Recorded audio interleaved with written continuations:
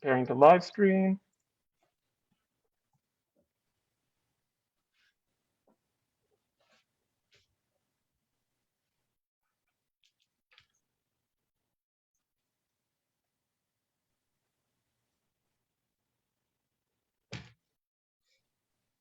Okay, and we are live. All right. Sorry for the delays, everybody. Thank you very much for joining us today. This is Big Questions, Big Ideas for February 2022. I'm joined here by Ball State University's Department of Psychology with Kevin Harrelson and our speaker for the evening, Adam J. Bowen. Today, we are going to be discussing the matters of ways of social robot world making, rights, moral patents, and legal agents. Sounds to be an interesting topic for all. Mr. Bowen, you have the floor.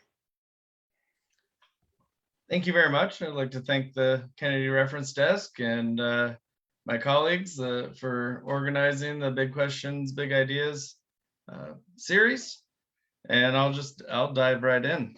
So can everyone see my presentation screen? All right, perfect. So ways of social robot world making.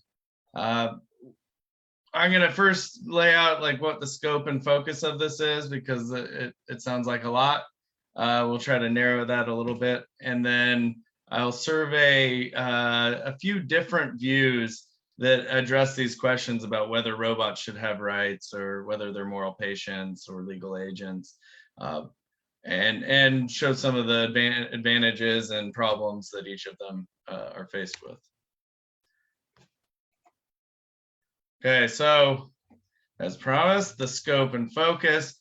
A lot of people want to think about, future, advanced, like humanoid robots that you'll see in movies, and that's, I think, important to discuss as well. But I want to focus at least for this talk on current and near-term AI and robots, the ones that we're already implementing in our social institutions, we're already using, we engage with them, so that's what we call human machine interfacing, and they contribute to revising and constructing new social worlds. That's why I call it ways of social robot world making. Is, well, when we create these robots and implement them in the various ways, like in healthcare systems, we're creating new ways in which we interact with ourselves and the machines, and so we're creating new social worlds in a sense. Robots, just a basic definition, they're a kind of cyber physical system, embodied artificial intelligence that can directly influence the world. That gets a little messy because the distinction between hardware and software is pretty blurred. Like even like a software bot that you engage with online is still implemented somewhere in hardware, like on a server. So that gets messy, but a lot of the ones we'll be talking about in this discussion will be ones that move around and we interact with, not just ones on the on your computer or in your Alexa speaker. Though the Alexa speaker, again, is a piece of hardware in which the AI is embodied. So that's a messy distinction anyway. So just think it's cyber physical system, we engage with it. That's what robots are. Applications include industrial manufacturing, agriculture, transportation, customer service. We have hospitality bots, marketing. What I depict here is Pepper, which is the Watson IBM sales robot. So they're selling other robots. It's a robot that sells robots. Entertainment, military, policing, and healthcare, which is something I like to look at in greater detail. And all these various applications, right? You probably engage with multiple robots today. They're transforming the ways we engage with each other and these human-to-human relations, and then how we engage with those technologies, how you engage with your Alexa or your Roomba bot that's vacuuming your house. So those are what we'll call human-machine interactions. Okay, so that's the scope. We want to talk about the ones we're already using, so not the super sophisticated future ones, though in hopes that if we have a good way of dealing with the robots that we're already implementing, we will set up a framework for future advanced robots, right? there'll be a way to extend that, as opposed to just thinking about the sophisticated ones and trying to deal with it when it comes. Okay. So here are the big questions, right? We're in a big questions talk.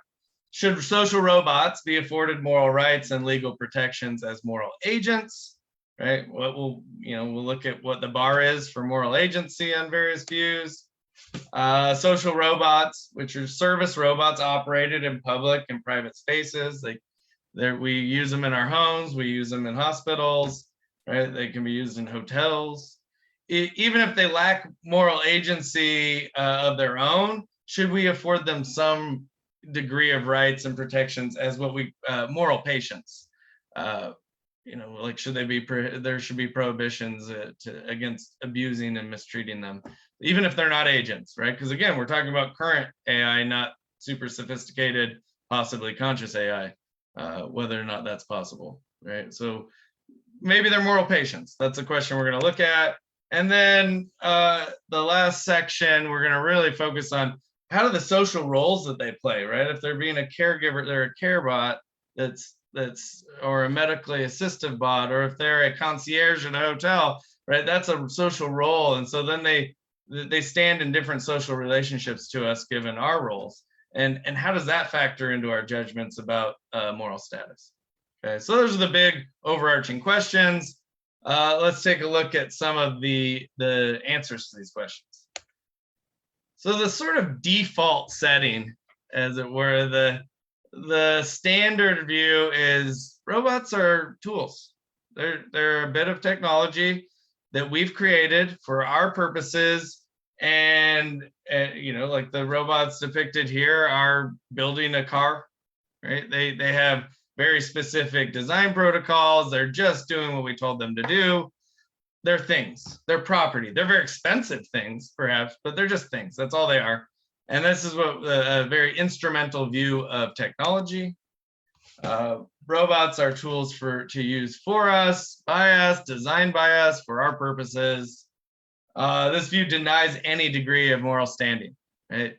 They're things. Like your hammer doesn't have moral rights. Your hammer, you don't have obligations to your hammer. Likewise, you don't have any obligations to even fairly sophisticated designed robots, right? And there's no legal protections independent of their owners. So, right, if you went in and destroyed those fancy machines that build the car, you would be violating some duty to not destroy private property, and you'd be in a load of trouble for that. But the harm isn't done to the robots. The harm is done to whoever owns the robots on this view. So it's completely human-centered. It's anthropocentric. And this is sort of the default view. This is the way we've thought about technology for ages, and it's being carried over even as our robots become more advanced, right? That's just what it is. Joanna Bryson is pretty outspoken. She wrote a paper called "Robots Should Be Slaves," and it's a characterization and defense of this instrumental view. And she says right off the bat, my thesis is that robots should be built, marketed, and considered legally as slaves, not companion peers. So she's just, you might sound very harsh because, when we think of slavery, we think of other enslaved humans and so forth. But she's just saying that this is all they serve. They serve purposes for us. They are not our companions. They are not subjects of moral concern. And notice the should. Right? It's normative, it's prescriptive. So something that's entailed by this view is that we shouldn't create robots that could be in principle conscious, right? We shouldn't do those things because then we get ourselves into nasty territory. If they should just serve our needs and we don't have any obligations toward them, then we shouldn't give them capacities that would make them suffer, right? So she's not saying we should make them really advanced and feeling, and then we should continue using them as slaves. The should is doing some work here and saying that no, that their design should keep this in mind, that they're just servants for us. They're sophisticated servants that aren't conscious. So we shouldn't feel bad about them being enslaved by us. So it confers no moral standing upon robots. It treats robots as property, right? the owners and operators have negative rights against misuse and damage of their property. Like, there's nothing morally wrong about me destroying my own phone, but if I grabbed Kevin or Jeff's phone and destroyed it, they'd be pretty upset because I've done something to them, right? They have negative rights against you destroying their property. And the same goes for robots on this view.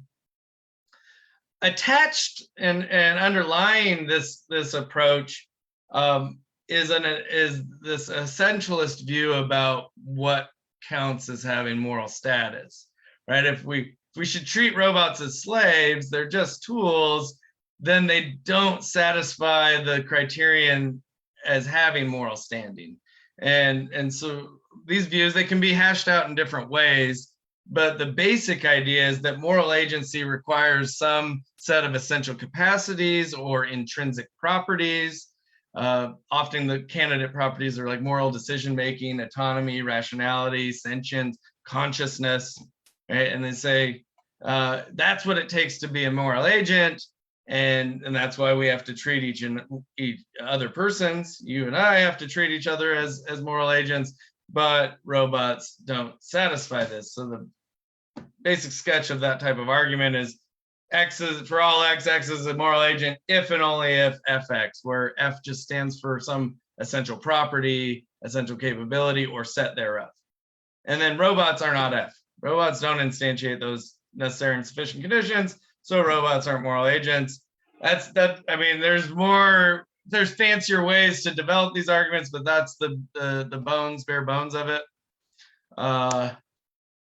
Notice that sets a pretty high, if not insurmountable bar for including robots in moral consideration, right? Because we're requiring that they basically be indistinguishable from us in social situations and interactions. It's like a moral Turing test, where Turing tests are typically measuring the intelligence of robots, whether a human observer could determine whether or not they're speaking with a robot. Well, a moral Turing test would, like, the agent, the thing I'm engaging with in the world, I couldn't distinguish them from a human.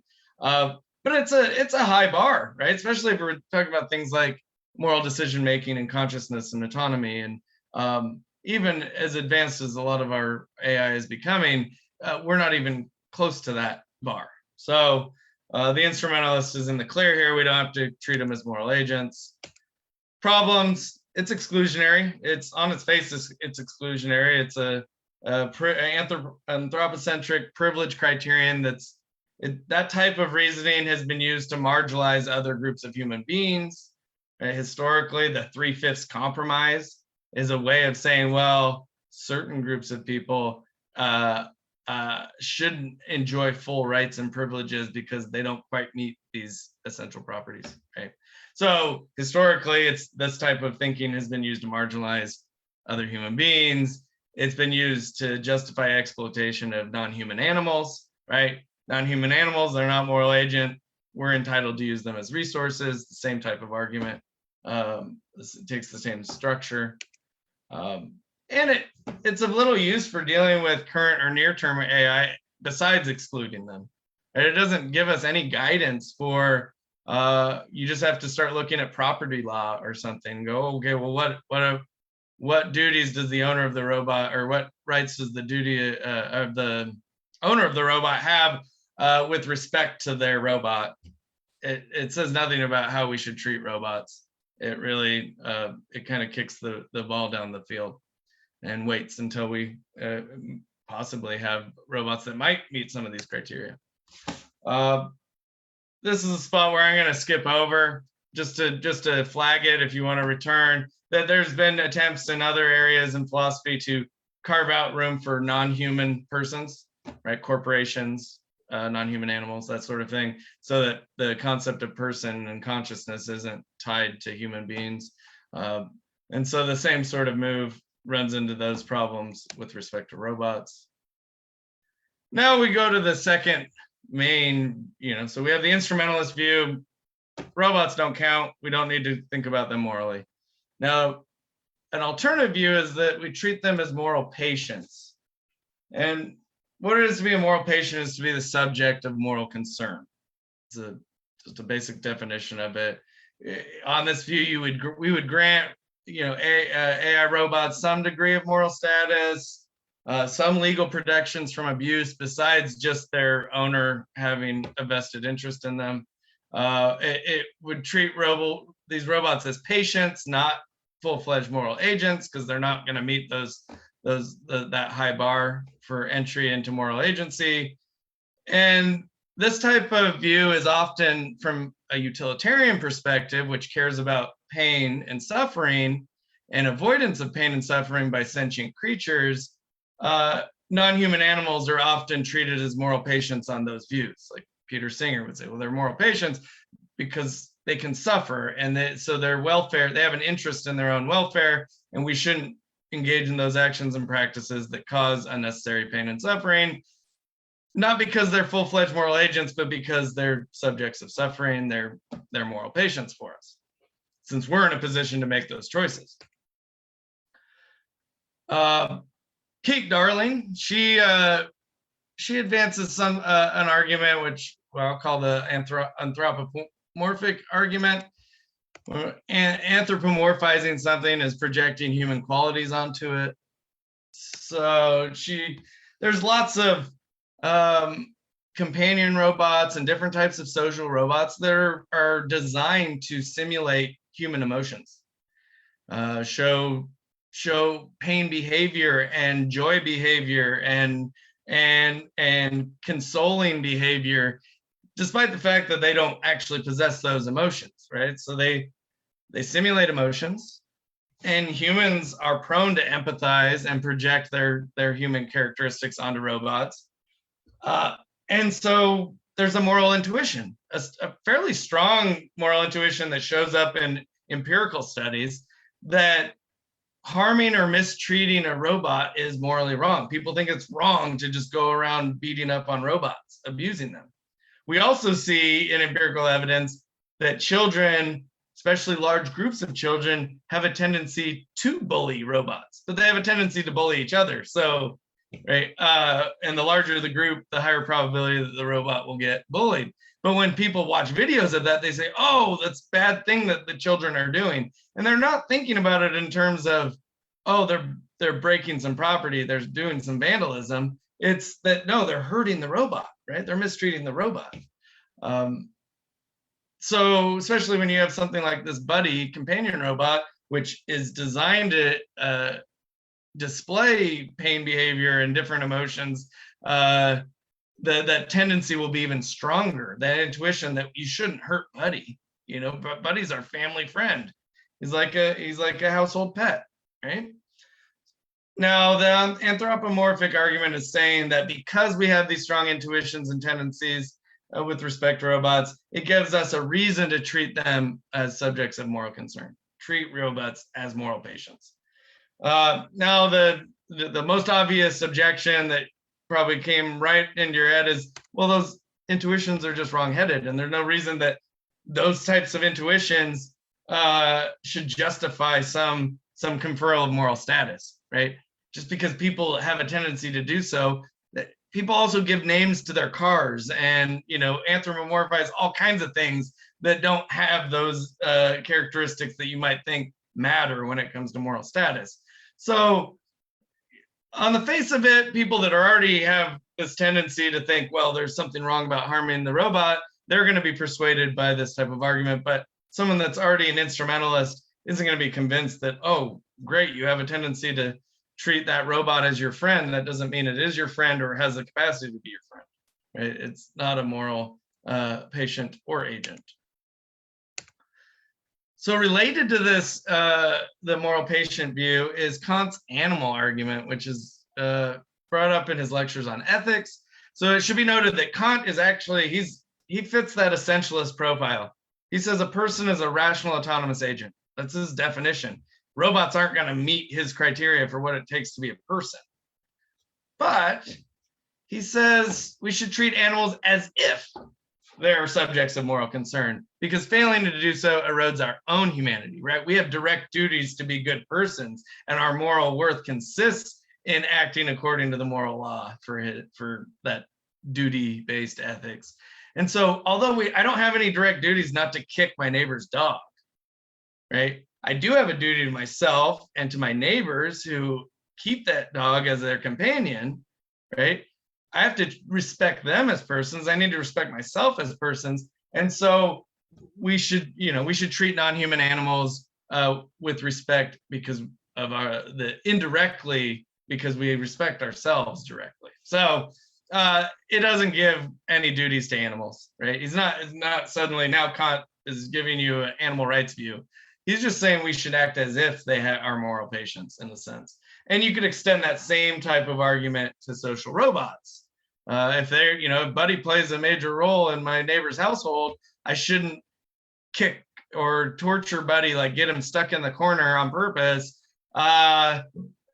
because I that's just bad behavior. Like I should respect myself enough not to do that, even though it's not a sentient creature, right? And because I respect my neighbors, right? They're persons that I engage with.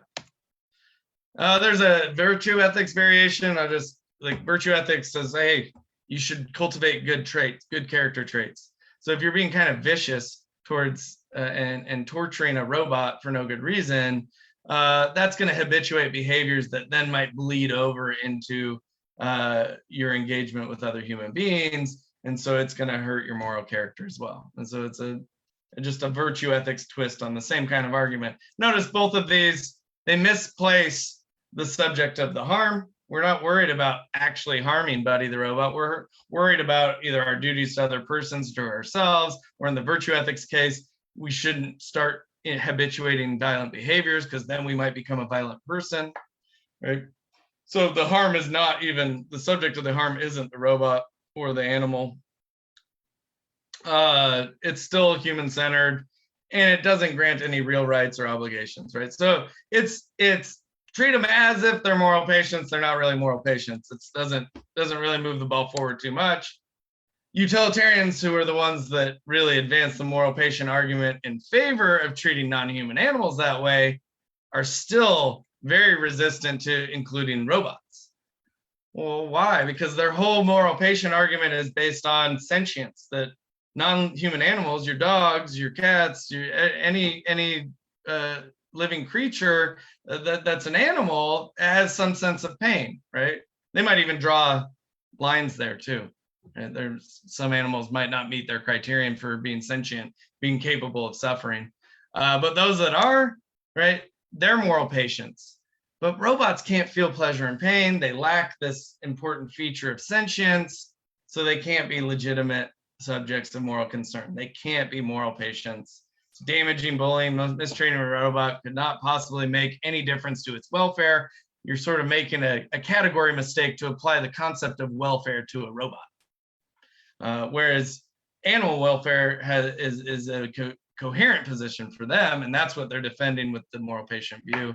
So utilitarians want to distance themselves from this view about robots. They don't want their same type of argument being co-opted. I'm just going to briefly flag some of the problems. Behavioral, right? A lot of these robots display pain behavior, and this view leaves us without any resources for dealing with our responses, human actions that elicit these types of simulated pain behavior. Epistemological, I can't feel your pain. Problem of other minds, like I can't know your pain. We're talking about two human beings. I infer your pain possibly. I can't feel it. So even if we had a more sophisticated robot, how could we ever know that it's sentient? How do we operationalize that in the software? And then the moral problem that why would we ever engineer robots to feel pain? Because then we would have to be concerned about their welfare. Right? So by proving their moral status, by somehow accomplishing the feat of making them sentient, we run the risk of violating the very rights we just established for them. So again, this might tell us probably shouldn't design robots that can be sentient. And then the other problem that I just to point out, which should be pretty obvious at this point, the sentience criterion is just playing the same game as the essentialists. It's just lowered the bar for moral concern.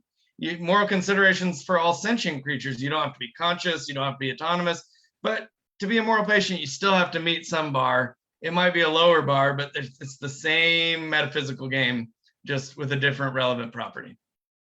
So there's the two primary views that we see crop up again and again in this area, but notice they're doing the same thing, right? They're telling you, here's what counts to have moral consideration, whether it's lofty moral agency or a lower degree of moral patiency. Robots don't satisfy it, so robots are excluded.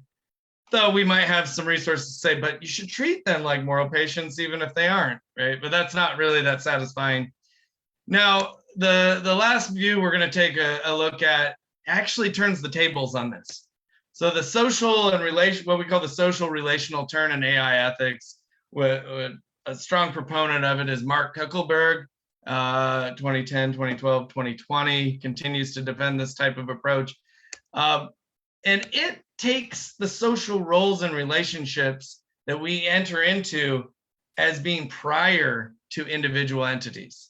So what's important about moral consideration is the various relations we enter into, the roles we play, and the individuals are sort of a social excuse me, a social construct that coalesces out of those relationships. So it puts the individual second and the relations primary, which is clearly the opposite of what we were just seeing with the other approaches. So we're already implementing social robots. We're embedding them into social institutions, using them in hospitals, bringing them into our homes, right? And so it generates a host of these human to machine and machine to machine relationships, and even it modifies our human to human relationships in different contexts, right? How the doctor and nurse treat each other when they also have a medically assistive robot in engaging with them in a given activity, it changes the way they interact in various respects. So whether it's in a hospitality setting or a medical setting or a military setting, whatever the case may be, when we encounter social robots, we encounter them in our respective roles, right? And in relationship to us in those social configurations. Whether that's as the recipient of care, right? You're a patient, or you're a customer, or you're the patient's family, or you're a healthcare professional that's engaging the robot, right? Those things, the role you play and the relationships you stand in with respect to both the machine and the other humans, that's what we should pay attention to on this view. So assignments of rights and moral standing and responsibilities and legal protection, it's context dependent and role relation specific. So here we have Robert is a medically assisted bot, helps safely move patients, which is a physically taxing task that is very helpful for a nurse to engage with the robot. The nurse is now a supervisor. She's not having to do the heavy lifting. There's different relations that now both the healthcare professional, the patient, and the robot all stand in with respect to each other. So the social relational turn says we should pay attention to that. So we're not going to give you absolutes for all robots. Here's their moral status. What they're going to say is, hey, let's look at the various contexts in which we're embedding these robots and the social worlds we're creating with them, and then we'll have a better answer for those contexts, right? We might be able to generalize for all the Robert interactions. It's not going to change from patient to patient, but rather it's, Robert, these medical assistant robot, is going to stand in pretty stable relationships with respect to the different humans that stand in the roles of professional or patient's family. Okay, so that's the basic idea, much different than the essential properties or even the utilitarian view. David Gunkel characterizes this view as ethics conceived of in this way is about decision, not discovery. So we're not just discovering what the kinds of things are that deserve moral status. Rather, we individually and in collaboration with each other, not just those others who we assume are substantially like ourselves, decide who is and who is not part of the moral community, who in effect has been admitted to and included in this first person plural pronoun, the we, the moral community, right? So we decide these things in the very context dependent way that I just alluded to. I'm not going to dwell on this too much. Kuckelberg gives an animal companion, right? When you treat your dog well, you feed them, play catch with them, so forth, right? That's not because you did some like heavy moral deliberation about whether they possess the essential properties such that they deserve that treatment. Rather, you already brought them into a relationship with you as an animal companion. And so your treatment and the duties you feel you might have to your animal companion fall out of that relationship, not because of some essential property that or intrinsic characteristic that dog has that, oh, now he's deserving of my care, right? And we can extend that to companion robots, right? Pareto's a seal, not a very sophisticated robot. It's like haptic response, but it does purr and engages, often uses in Alzheimer's communities, right? It's very comforting to these patients, and they treat it like an animal. They do the anthropomorphizing, right? They're projecting characters that Pareto is loving this, and Pareto makes me happy, right? So there's a move that maybe, given this social relational turn, we would say, well, Pareto should be a moral patient, because in this context, the Alzheimer's patients and the healthcare professionals that implement the Pareto seal as like a comfort companion object, they treat it that way. And so that makes, de facto, Pareto's a moral patient in that context, right? Maybe not once it gets retired, right? Like the circuitry wears down, it's no longer useful, it's gotten too dirty, they have to retire that particular Pareto, the seal. Well, it might lose that moral status because it's no longer standing in those relationships. Okay. And then I just have a couple more examples here at the end. So really, we're about at 30 minutes. So if we want to explore these in greater detail, food service bots, there's these very interesting, what they call Dawn. It's in Tokyo, they have a cafe in which they have these food service robots, but they're not pre-programmed to just respond to the patrons, the customers. There's actually disabled individuals that operate. They're the pilots for the Dawn, these food service robots. It actually is giving jobs to people with Lou Gehrig's disease and quadriplegia. I think people that could not work in any service industry. They're bedridden, but they can operate a tablet, or sometimes they can use gaze to operate the robot. So if they're completely paralyzed, and it gives them an opportunity to interact with patrons in a restaurant, something they're not able to do in their room. So this is an interesting case because it kind of creates a conduit of human interface, right? We have two humans interacting, but the intermediary is a robot. And that might, given the social relational approach, tell us different things, like what does Dawn, where do our the protections for Dawn lie? Is it just because it's the operator that's human on the other end? Or, right, is that where the respect for that robot comes from? Is it something more than just being a very expensive device used by the restaurant? So those are interesting questions to ask, but like those are pretty unique. And avatar robots get used in other contexts. So sick children, they will sometimes have robots, avatars in the classroom. I think Buddy has been can be modified to work like this, where the robot's in the classroom interacting with the classmates and the teacher, and the child is like at the hospital, but operating with a tablet. So the same sort of thing that's going on with the food service bot, but it's used for educational purposes. And then we have care bots of all different varieties and stripes, and we can talk about those in more detail. From anything from just non-patient patient-facing tasks to increase efficiency and consistency, to like physically taxing tests like the Robert that we saw before, physical aids like My Spoon, so somebody that has muscular dystrophy or other types of paralysis, and they can't use their hands to feed themselves. They feel very infantilized by having to be fed by a nurse or a family member. And there's a thing called My Spoon, and they can like use their chin or sometimes with their foot to feed themselves. And so it gives them a sense of autonomy and independence that they lacked previously. So oftentimes these robots are used to give the patient more freedom as opposed to take it away from them. And then just the companion bots, which are emotional supports, but also can remind people about their medicines and so forth. So when we have all these different applications, it's interesting to see if you take this suggestion from Kuckelberg and others that we should look about the relationships and the social roles, we can start finding lots of examples where robots are standing in a wide variety of roles and stand in different relationships to us, and what that might tell us about how we should treat them. All right, well, I'm going to leave it right there so we have enough time to answer some questions.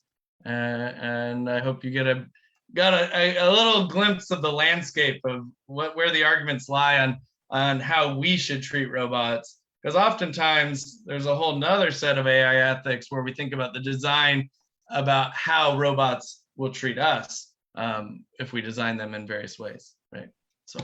So that we got one side of the picture today, like what are the views on how we should treat robots? Do we have obligations to them? Should they have rights? So forth. So I'm going to open the floor to questions. Thank you. Thank you so much, Adam. I really appreciate this presentation. I just want to say to the other participants here in the call, please use the hand raise function. The hand raise function can be located on the reactions button, the reaction and raise hand. I'm doing it now. That will move you to the top, and it will be easier for Adam and me to call on you. Jeff Fry here is going to ask our first question. Okay, Adam, that was fascinating and very clear. I really appreciated that. Thanks, Jeff. So I had a question about the third model, the social relational turn. Yeah. And you said in this model, it's more of a decision rather than discovery. And in some sense, I think maybe it's always some kind of a decision, but in any case, you can decide to include certain things, certain individuals or things. You can also decide to exclude them. Yeah. And so, moving away from essentialism, maybe it's important though to have some sufficient conditions, if not necessary conditions, for being either a moral patient or a moral agent. And I was thinking about the ethics of care and how you have these differential duties based on whether you're in caring relationships or not. And then the whole question, well, wait a minute, don't you have obligations to your far neighbors as well as your near neighbors, not just about who you are in caring relationships with? So I was wondering how you might respond to that. Yeah, there's actually a fair amount of work done from that perspective. And I think it's related. If I had more time, that would be like, okay, well, how do we cash out some of the social relational approach? One view is care ethics. So we talk about like Amy Van Winsberg is a pretty good representative of that approach. And sure, you're going to have some of those same problems. And so, just saying, oh, let's look at the relationships, it's a free-for-all, runs into some kind of pernicious like relativism, right? What happens if we're really nasty people? We decide to use all these robots, and we still are following the Bryson slave ethic view, and it's like, well, they're just our slaves, and we've decided that, right? Like we could decide to be good to them, we could decide to treat them like servants with no respect for their care to us. So yeah, I think if you make the move, you're going to have to clarify and use some other frameworks to sort of give it some meat, right? And I think, given that we're talking about them being implemented in social institutions, there's already sort of standards and practices that are you can't just go around abusing your fellow employees. And so there's some ground rules. And so you kind of have to work within the institutional expectations. And so that's one response. One is you're going to have to dig in deeper with the care relationships and figure out how far is too far removed, because some of these, companion robots can interact with their distant relatives. So sometimes they're an avatar that's just running the buddy software. Sometimes their distant relative can ring in and become the face of buddy, right? It's like a Zoom call of sorts. And and then talk to their elder family member. Now, where do we draw the lines of who's engaged in the care relationships? That's the work that has to be done if you take this move. And the other way, so the care ethics is one route to go. The other way, which I didn't get to, and I intended not to get there after I saw how much I already had to deliver, was legal agency. So there's a legal agency framework that's already equipped to deal with. So a principal acts on behalf of its employer. So like lawyers and accountants serve as principals, so they have certain duties to their employer. Likewise, there's certain expectations of the employer to the principal.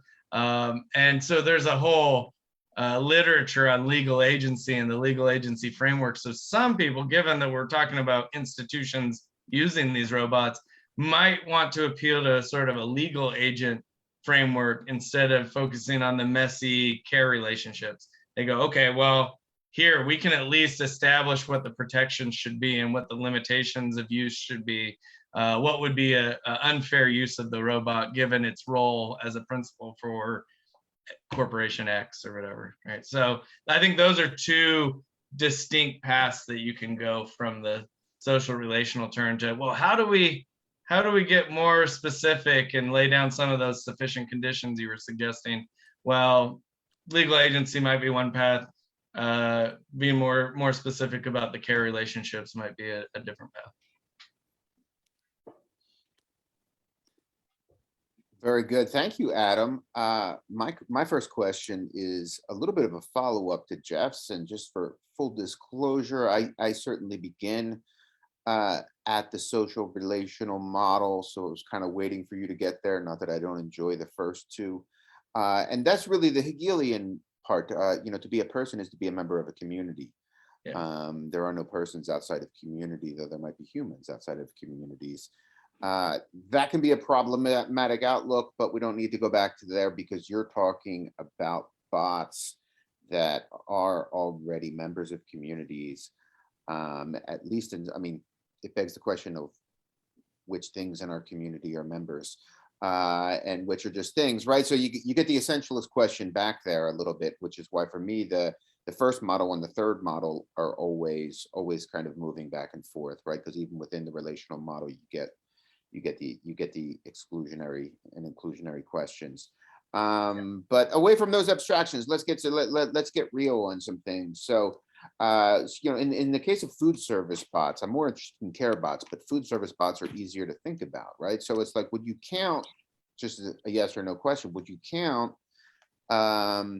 the automated teller at the grocery store as a food service robot? It's a bot for sure. It's not doing so much engagement with you. So I think that's, it's automating a transaction. But at least the ones I've used, they don't talk to me. Yeah. There's like, if you didn't scan something right, there's like an alert on the screen. So the sense in which they really feel like self-service is much more distinct. You don't feel like there's another agent. So sure, the other types of bots aren't, full-fledged agents either, but there's more sense of interaction with them. Like even with Alexa or Siri or something, they're responding to you. A chat bot seems more interactive than the grocery store self-service bot. Even though it does involve some AI to create those things, it feels, if we're thinking about how we stand in relationships to it, it feels more like, buying something online with the online portal than it feels like engaging in a conversation with a bot. It does. So now, so I got a second example. First of all, I love how you're answering that, sticking with the relational model and the way that you answer it. So that's really great. And we want to think about not just what robots are, but how they change us when we interact with them. And that's key to so many of these circumstances, to so many of these contexts.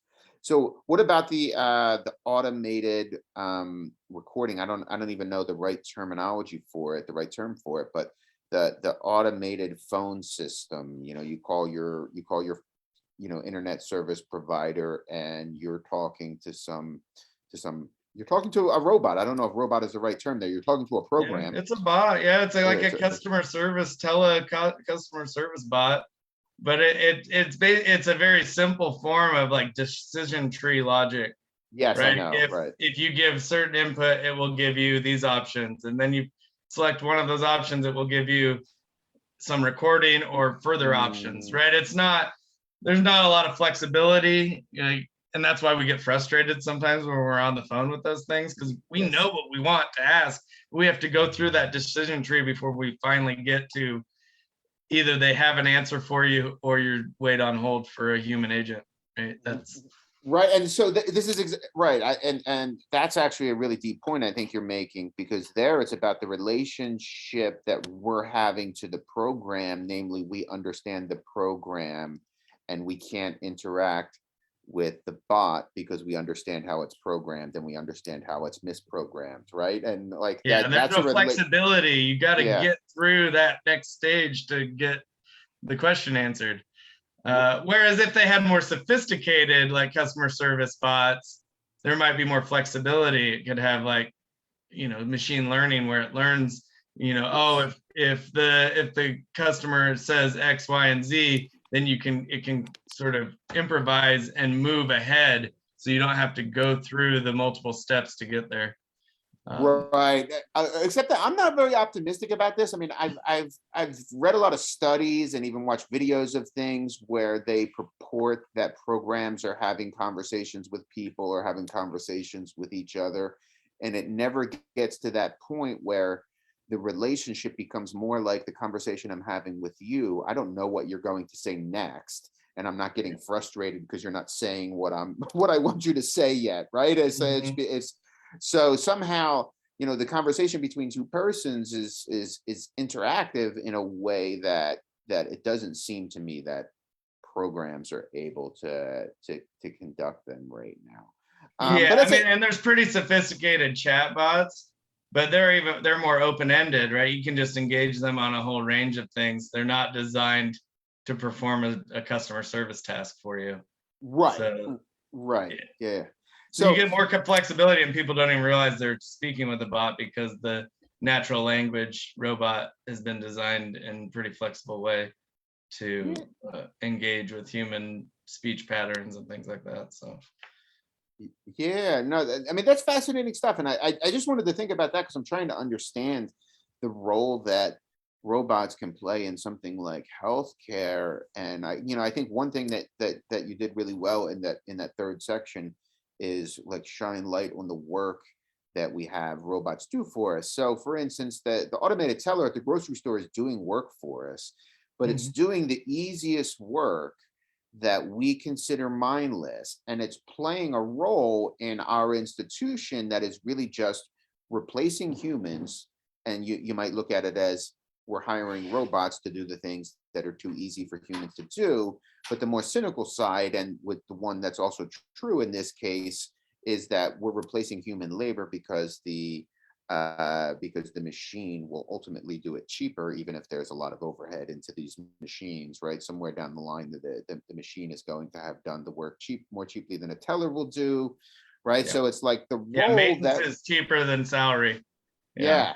Right. So it's like, in this case, the role of the robot in our institutions is to make them more efficient and change human relationships by making the work done more efficiently. And then it seems to me that the robot is playing the role of a tool in a kind of capitalist organization. And that's it. Like in that case, it changes how you want to think about the morality of having the robots in. And I won't say just the moral status of the robot, because there's bigger implications about, they're replacing humans that were already being dehumanized in some of those positions. So right, they're just becoming stand-ins. Not only did somebody lose opportunity for employment, but the human person that was previously employed wasn't being treated with moral respect either. But now they're out of a job on top of being disrespected. So And if we design, robots to do that job for the purpose, I mean, it does revert back to that sort of slave ethic. Well, we designed them to be the servants for us here. That's why I really do like the examples where you find where robots are actually not replacing people, they're becoming important assistive features. Yes, right. Like in healthcare systems, like Robert is preventing nurses and doctors from hurting themselves moving patients. Yeah. And they're still present, so that it's not like they're operating on their own. And now, and some of those other bots, they're like sorting and doing inventory, like some of the tasks that are very mind-numbing for humans, and humans are prone to mistakes because of the monotony of that type of activity. And so the inventory gets screwed up, not because the human nurse's assistant isn't good at their job, it's just they're tired, they're doing all kinds of other tasks, and now they had to sort some of the supplies, and they got a few of the bins mixed up. Whereas the robot's not going to do that, right? Mm-hmm. So it saves more of that mental and physical energy for the healthcare professionals to focus on patient-facing tasks and tasks that we don't want to replace, right? And we have a shortage of nurses too. So the fact that we could relieve some of their burden by giving them additional help is a big plus for me. Yeah, so I like those examples because it's not the simple we're replacing somebody because it's cheaper.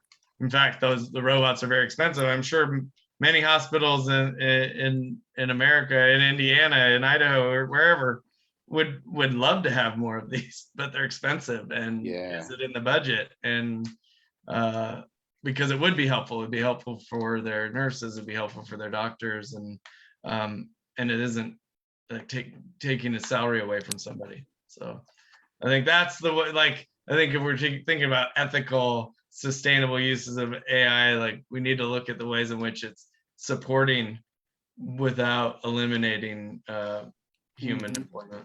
So yeah, no, I mean, that's beautifully said. I mean, I really like how you touched on that. However, I wouldn't want to emphasize just that the robots are doing the background work that allow the humans to do the patient-facing tasks, right? Because you gave examples where robots are doing the patient-facing tasks, and it's possible that in healthcare situations you could have I don't know, you could have a robot populated environment that is a better healthcare environment for that reason, right? And that's what I mean. The Robert gives you one example of that. I don't know what other ones might be, but yeah, I mean that's my go-to example for, especially for the patient-facing part. But like the My Spoon, it's not as a sophisticated. It's definitely not even attempting to show like human emotion or anything, but it's very assistive. mm-hmm. Whereas previously you need somebody to feed the patient, and they feel infantilized because they can't feed themselves. Mm-hmm. Yeah, right. They're able to use their own. I mean, they're operating right with their gaze or with their chin or whatever, and it gives them that independence and stuff. So that's a robot doing a very intimate assistive task. Yeah. And there's probably other. I'm sure they're working on lots of other applications like that. I'm sure bowel care would be a big one. People, that's something that elderly patients and temporarily as well as permanently disabled patients, they're very ashamed about having to have someone help them with bowel care. So if they could come up with something that does something similar to My Spoon for those operations, that would, I think, free up some of the emotional taxing element of being a patient that feels helpless in those situations. So. Yeah, I only want to point out that, I mean, I love what you said there, but I only want to point out that in that respect, it's an aspect of the non-personhood of the robot that improves the service. Yep. Right. It's like you would feel embarrassed in front of the nurse, but you don't feel embarrassed having the robot help feed you. And it's only because the patient is not recognizing the robot as an equal that that the robot's able to perform the service. There, right? Yeah. So it would be, and I think it would be weird if the like the spoon robot or like the potential for a bowel care robot, if they made it too humanistic, it would still be kind of embarrassing because of our tendency to anthropomorphize. So Mhm. if we Yeah. felt that that robot was too humanoid, we would, possibly feel ashamed or embarrassed or whatever Mhm. in those situations in the same way, just Yeah. because it's the fact that this my spoon is really just like a sophisticated spoon apparatus, but it's a robot because it's responding to your input and stuff. But and so I think if they are developing that other application, they need to be aware that it's the lack of human emotional, like it's not simulating human features in any way. It's just doing a task for you that you're also doing. So it's not just that it's not a person, but it's that like they are doing it. It's just they're Yeah, I using, know. Right. yeah, they're using it. They can't use their hands or whatever, but they can use something else that they're operating with their brain. So So tell us more about the humanoid thing. I mean, I've been wondering about this myself only because I read quite a long time ago that there were like cultural differences in terms of how humanoid we want robots to be. Like in some places, I think in Japan they were much more humanized. That as opposed to in Europe, people preferred the robots to not look like humans, right? So it's like you got that thing that sweeps the floor for you. Now you don't want it to have a face because you don't want to worry about its well-being while it's like picking up the dirt. But in some other contexts, I don't know, maybe you do want it to have a face and a name, and idiosyncrasies or something like that. How's this playing out in the different contexts here? yeah, so I'm only vaguely aware. It sounds very familiar when you pointed out that, and I don't know how long ago that cross-cultural study was done or whatever, but I find that it appears that it depends on its use and its context, right? The companion bots, they tend to give them, but they're very robot. Like they're not given, like Sophia by Hanson Robotics. She is made to look like a human woman, right? Like, but it's a lot about marketing. Like she is not as autonomous as she's made to appear. She runs on scripts. But she has all the appearances of being a highly, like, more advanced robot than she is, right? Especially because of the types of scripts they feed her and the speeches she's given and so forth. And now they have her doing art and so forth. But it's all running on sophisticated algorithms and stuff. So it's not what she appears isn't, and I think that's on purpose. They want her to see, because they're trying to show off how advanced some of their algorithms are, they want her to look humanoid, like they're almost reaching the gap of general AI. I see what you mean. So one way that you're answering my question is, I think, by telling me that sometimes the humanoid aspects are ways of hyping up the advancement of the AI, right? Yep. So it's kind of we want to think of it as more than it is sometimes, so we give it the name. Yeah, if it serves that purpose. Yeah. Whereas other times, I think, the very square head, rounded, often it seems like the practical concerns are more important. Yeah. But like Robert, they give him a friendly bear face. I think they did a bunch of consumer research before they rolled it out to determine, and apparently a happy bear face was the most comforting to the patients, not like a human looking face, like cartoon bear face. And that might be because of, Japanese popular culture. They have lots of crazy, weird, rounded head mascots that are animal-like and so forth. So maybe that's just like puts them at ease because it's familiar. Yeah.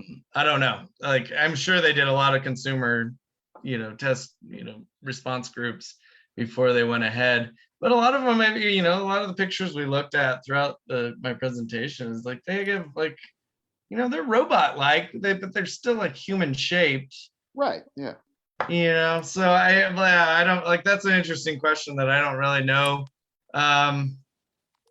how each, I would guess, one, it's about what it's being used for, and sometimes it's useful for it not to appear like a human, like you were suggesting. And then other times where they're sort of like customer or patient facing, they want them somewhat like the humanoid looking robot, but still enough robot there that you're not going to mistake it for a human. And there's no Cylons like from Battlestar Galactica where you can't even tell. Right? Right. The Cylons are designed to blend in so much that you wouldn't know the difference between a human and a Cylon. And I think that there's a worry there. You don't want too many Sophia robot, because they at least like leave her, like they leave part of her skull exposed, so you see like she has circuitry, but they could just add more to her and she would just look, you know, like a robot that's like looks as much like a human as possible. And I think there's a worry about that. Like if you make the human, they become very sophisticated. That's hard to. They're passing the Turing test with you. Right? You can't tell that they're a robot, and now they look like you as well. That there's a level of deception there by the person implementing robots that make it hard for anyone to know that it's a robot. Excellent. Well, thank you so much, Adam. We're coming up on exactly an hour here, so I will ask Joe to stop the recording. But this has been really terrific. You know, I learned a lot, so thank you so much for this presentation. Thank you. It was a very fun afternoon. All right. I'd like to say thanks again to our speaker, Dr. Bowen, for speaking about the great length about this wonderful topic here. It really is kind of interesting just to see how much fervor that we're going to have towards having to talk about the ethical ramifications when it comes with talking about things like AI, especially as we get more and more when we talk about things like automation and trying to like replace, as you were saying, like the non-patient facing tasks in the medical field and in other such industries. Like it is definitely a lot to consider. But thank you very much for enlightening on this. And for those of us who keep paying attention to big questions, big ideas, we have our next session on Friday, March 18th, 2022. We'll have it at our normal times of 5:30 to 6:30. We'll be discussing the trouble with normal, rethinking disability. So keep an eye on our Facebook page and keep an eye on our MunsonPublicLibrary.org main site. And we thank you very much for tuning in tonight and have a good night.